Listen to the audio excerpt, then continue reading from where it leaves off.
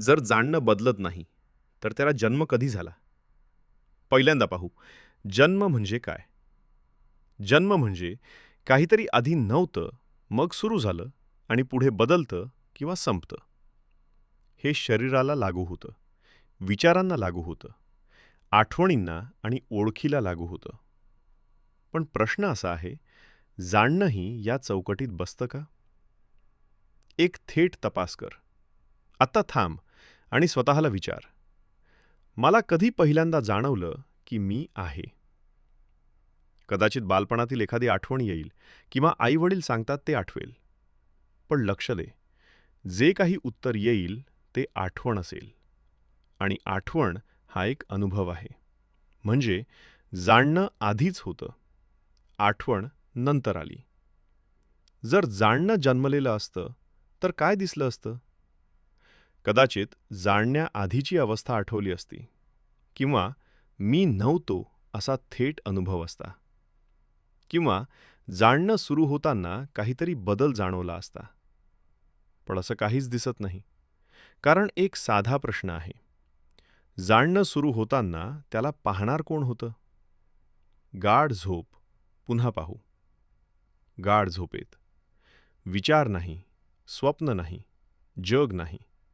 पण सकाळी तू म्हणतोस, मी झोपलो होतो.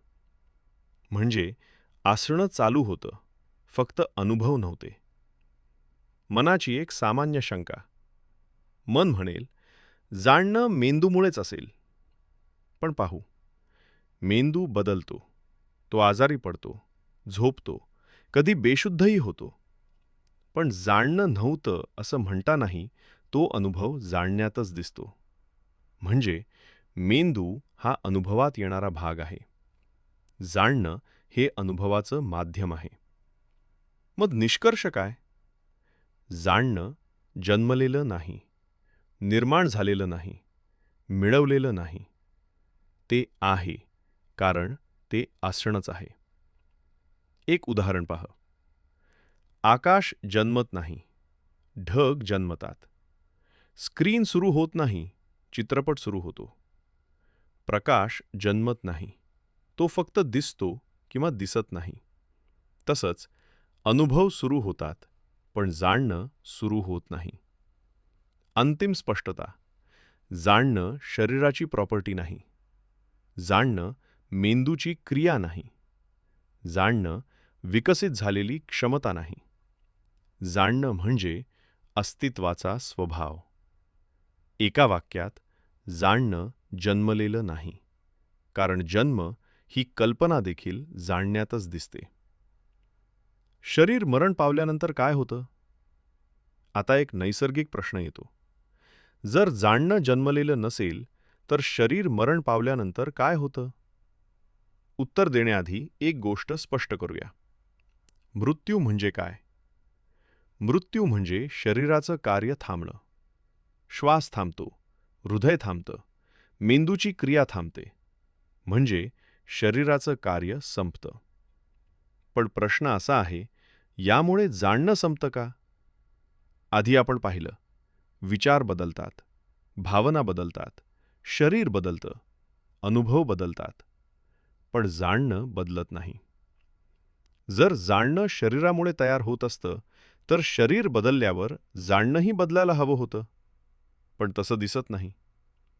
एक उदाहरण पहा. चित्रपट चालू आहे.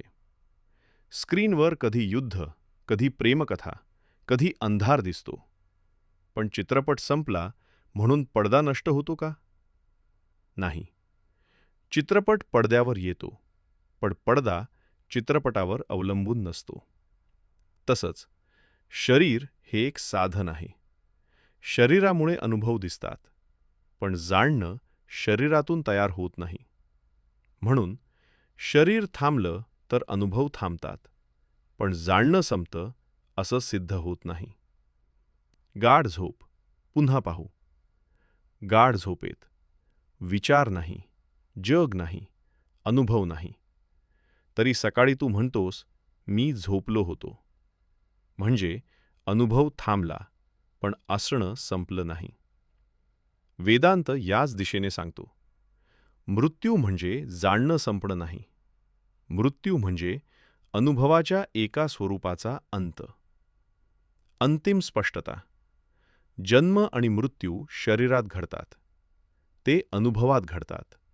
पण जाणणं त्यांच्या आधीही आहे आणि नंतरही. म्हणून शरीर मरण पावतं, जाणणं नाही.